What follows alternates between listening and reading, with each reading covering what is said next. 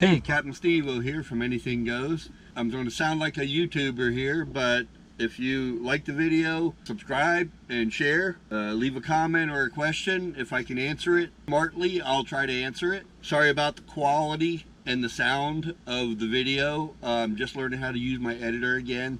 Any mechanic work suggestions that I give are just suggestions as someone that does it yourself. Take them with a grain of salt with your own intelligence and whether you think they're useful or not. Don't take my advice unless you think it's just friendly advice. I'm not telling you that's a solid fix for anything.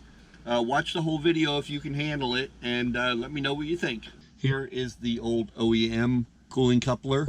And here's the crack that I eventually replaced. In this next clip, it shows where I broke this. I had to jump power to the distributor to start it. But now I found out that all that was wrong was, damn, I just broke my water jacket. I was gonna say I had to buy a new one, and there it goes. It was gonna break easy anyway, but it's where my own fault broke it and I was forced to buy this new one. I was trying to hold off and, before I put any more money into it, like manifolds or whatever. I wanted to make sure everything was running good. It's a cube kind of style, like a box. This is the incoming water from the outdrive from the impeller. It runs through the transom, through a power steering, cooling attachment, and then into here. The other side of the bottom of this runs down to the water circulation pump on the front of the motor, puts the water into the motor, comes up through and out the thermostat housing here. There's 4 outgoing hoses. These 2 go to the manifolds and these 2 go to the elbows. Now this is the way that the manual shows that they need to be hooked up. Here is the other side view and it shows the same thing. The incoming here down to the motor water circulation pump, thermostat, the 2 outer hoses going to the bottom of the manifolds, and the 2 upper hoses going to the elbows. Okay, so looking at the layout of this cooling coupler, see, it's not a big cube. The other one was about this big. This one extends out to here, and these 2 hoses are out on the far end. And on the other one, the hoses were more like both here and here. What I found generated a problem. But see just the shape of this, and I unknowingly followed directions. Or this one here is coming from the impeller, feeding water into the bottom here. It comes in here, fresh intake, feeds the water across and down into the water circulation pump and into the motor. Then it comes up through the thermostat here, and these 2 hoses and the other 2 hoses are for the water to go out. Now these 2 forward hoses, right now I have going down to the bottom of the manifolds. And then these 2 coming up from the thermostat are going to the top of the elbows. I mean the back side of the elbows here before the water goes out. Because the other cooling coupler is long gone. It's no longer available. This is an aftermarket and a different shape, but I'll explain the problem. When the salesman sold me this part, he did not, I guess it was one that somebody returned. It did not have the diagram of how to hook up the hoses. And I told him I'm not going to spend $400 for a part that doesn't have the proper instruction paperwork with it. So he called the distributor, I think it was an aftermarket, and he sent an email of one. But the salesman told me he could not give me a copy of the email. It was against law. So I left there without proper instruction of how to hook this thing up. So I hooked it up by the repair manual, the proper way with the OEM. And I ran it for a year and a half, 2 years, trying to figure out what was wrong with it. Changed out the manifolds, the exhaust flappers, doo-dah. That's the purpose of that first video, of trying to figure out my water flow and everything and why it was overheating. So end result was, the last day I was about to give up, I had put over $1,000 into it, which I was going to do anyway after I got it running for a season or 2 and then invest the money in it.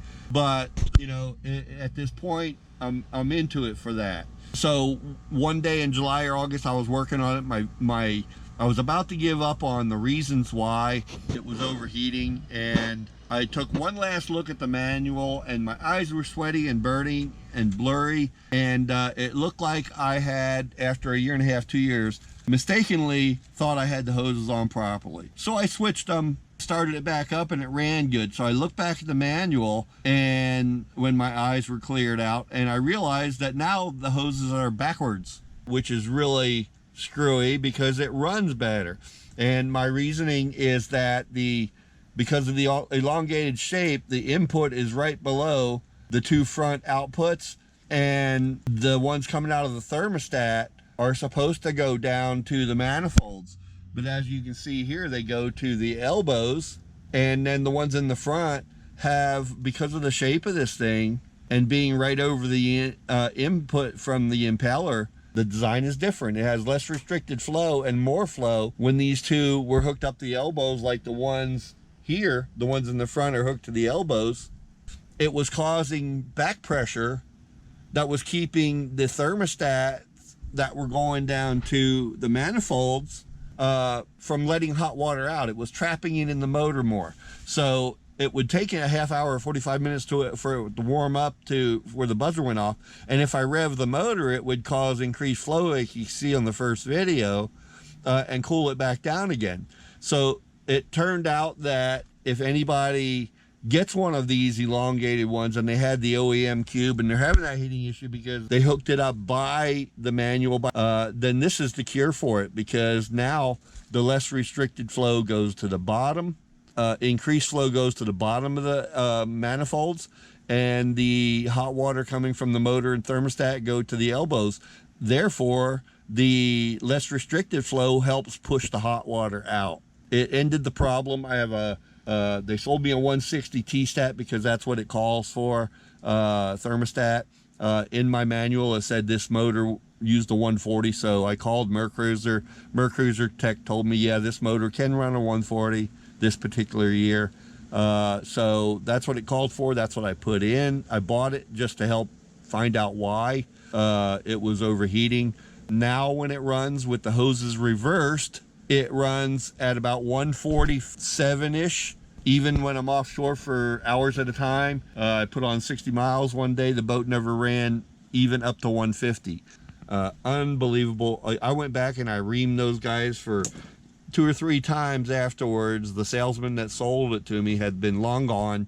They couldn't even remember who it was. Of course, they were probably lying to me, but I did not get to use my boat for a year and a half or 2 years because of that stupid freaking, it should have been against the law for them to sell me that thing without directions. Now, whether it said to have them reverse like this or not, I can't remember. I think it might have, but he wouldn't let me take a copy, wouldn't let me take a picture of it with my phone. So, like I said, I went back and I reamed them 3 times. If anybody has this problem by putting this elongated cooling coupler on there, try reversing the hoses. The heat sensor and the temperature sender, which are both heat sensors, are a little different position too, which doesn't really matter. They're close to the thermostat. One sets the buzzer off and one shows you on your gauge your heat.